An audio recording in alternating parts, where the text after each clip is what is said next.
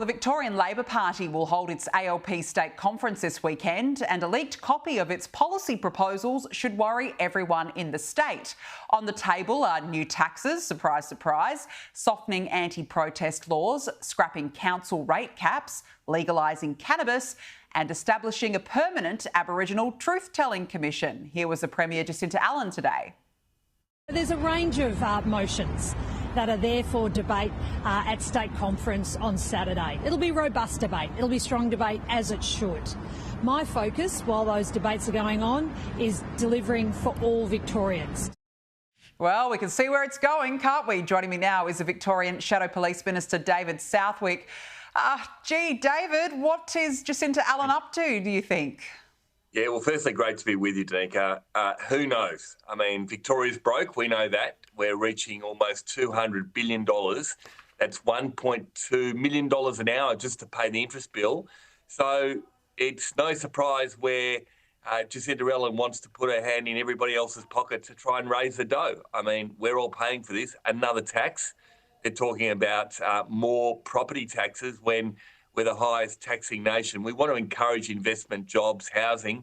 None of that's going to happen with more taxation, protest laws. It's just out of control here. Oh, look, it is. And as I said, it should worry every Victorian because these proposals could absolutely form the framework and the platform for next year's election.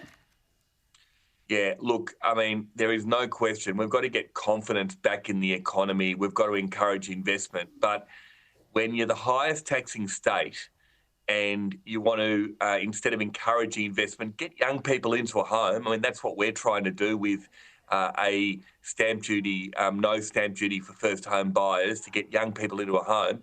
This government says, well, let's just tax people more. But on top of that, the crazy idea about we are the protest capital of the nation. We've got a huge problem, as you know, at the moment, with day in, day out protests, particularly targeting our Jewish community.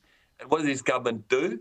At the very protest where they want to ensure that they've got private security to keep the protesters out, they want to weaken protest laws. I mean, seriously?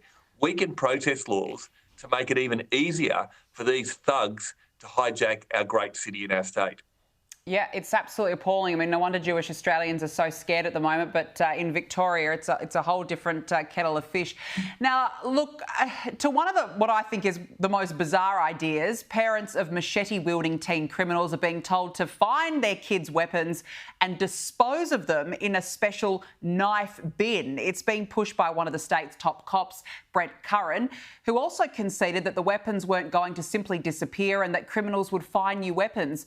David, so basically mum and dad are being told, go find your kids' weapons, throw them in the bin and, well, that's it. No consequences for the kids.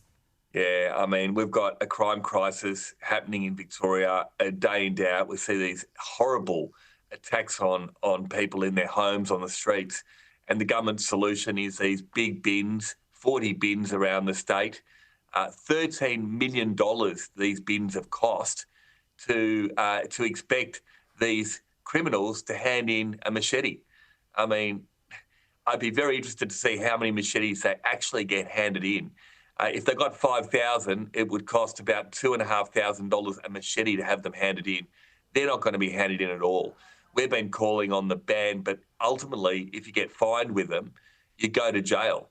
And we've got strong laws that we would like to introduce, break bail, face jail, get these young criminals that are committing violent crimes off the streets. But this is just another crazy idea by the Allan Labor government. It's not going to work. And ultimately, again, Victorians are going to pay the price. Well, absolutely. I mean, once again, you know, these kids who run riot, they just get let off the hook time and time again, and they go through the courts. It's deja vu. It's the same thing. But, you know, mum and dad can help them out and sort them out. It just baffles me. Now, look, Victoria's firefighting fleet is facing a funding crisis. According to the Herald Sun, 132 fire trucks will soon surpass their 15-year replacement date, and that funding is inadequate to keep them on the road. The thing I find about this, David, is you've got Labor spending more than $380 million on its desperate attempts to establish a treaty, yet it can't even take care of basic emergency services resourcing. you've hit the nail on the head. When you've got trucks that are not even fit for purpose, this is a real safety issue. You're heading into a fire season, and you expect to be able to ensure that you can get the help you need. And if these trucks aren't fit for purpose, and certainly a number of them should be off the road, well, what is this government doing?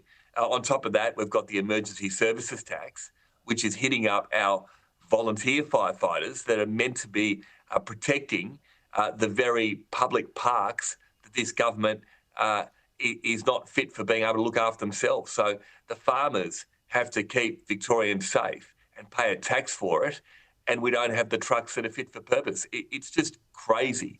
The government's got all their priorities wrong, and that is why we're in the mess that we're in.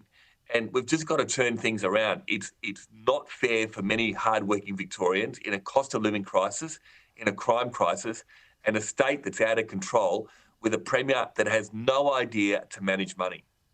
No, clearly. I mean, no wonder Victoria is in so much debt, but just the priorities are just so wrong. Well, I guess we'll stay tuned for this ALP conference on the weekend. Let's see where they get to. Yeah, good luck, exactly. David Southwick, it's nice to catch up. Thanks very much for joining me on the show this evening.